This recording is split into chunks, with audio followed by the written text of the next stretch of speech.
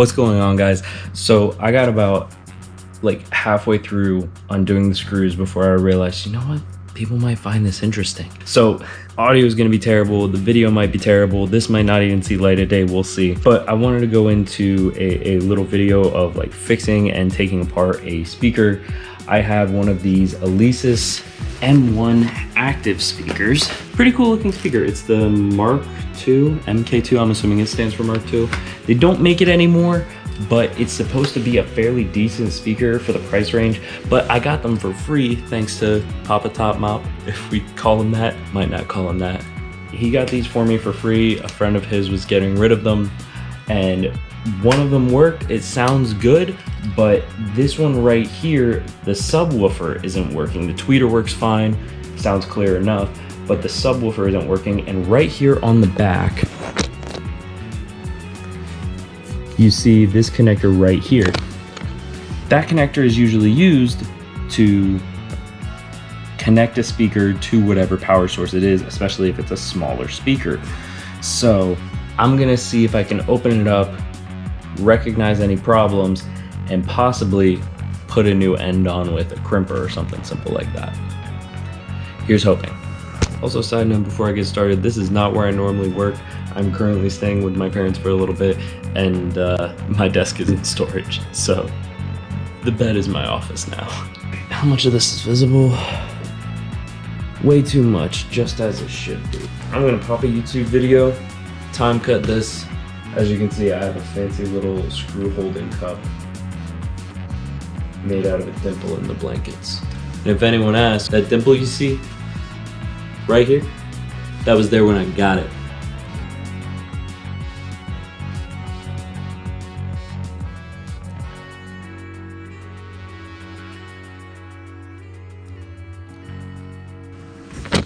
So just like I thought, like I said, with this cable being cut short, on the inside you can see there's a red wire right here that is supposed to be connected to the other side there.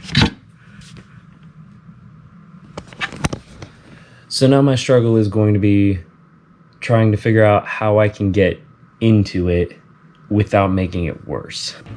But it's really cool to see the inside of the speaker right here, because there's just a lot of components that are going into it, and I've never opened a studio monitor before, and I don't know. I like seeing the insides of things and how they work. But let's see if I can get this crimped on.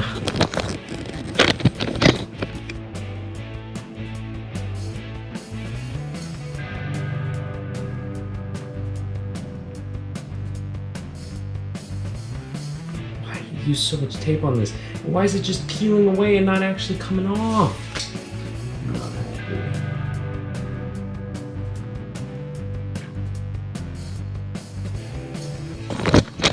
So this one that they had extra, it is very broken. It's supposed to have some tabs that wrap around, but instead I don't know if it'll focus, but instead of having tabs that wrap around to grab onto the metal piece that it's supposed to attach to, it is just like a flat U shape, and it looks like the pieces just snapped off. I had some extras, but currently in the process of moving, I thought I put them in this bag, but they're in another box. I think I know which one, but I gotta go find it. Found them. So like I said, this is what the one that they had additionally here looked like.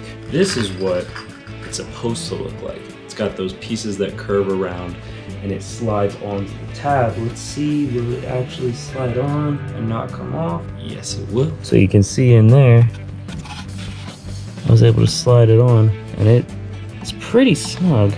So I might actually loosen up a little bit, but not too much. But now I've just got to figure out a way to strip back this one wire a little bit and crimp the new end on. So this is an easier fix than I thought it would be.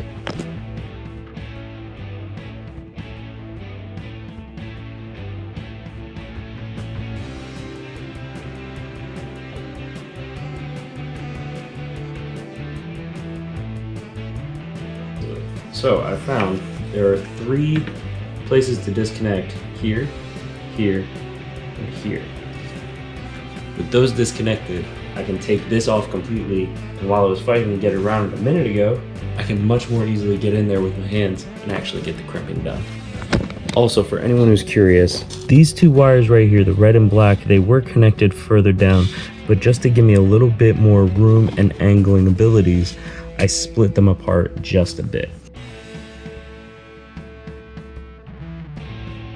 What I'm going to be doing is I stripped back the wire a bit. You can see the bare wire there, hopefully. That's going to slide into the bottom of this, and then I'm going to be taking my crimper tool and crimping it into place.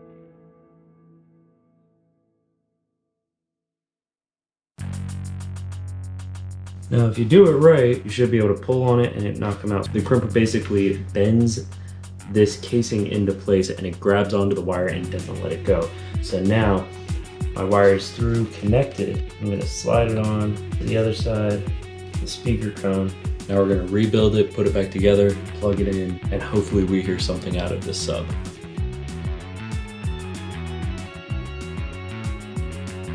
Now that little bit of a mundane part was done, gotta just hook up an interface to my laptop, plug it into this, make sure this has got some power, and you can see if this bad boy works.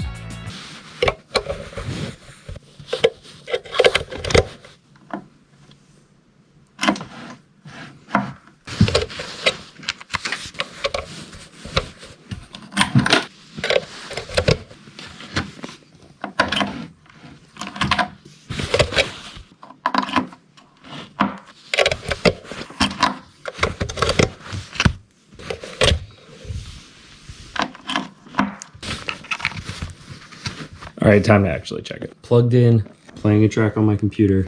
Interface is turned up. Now, just gotta turn up the level on the speaker itself.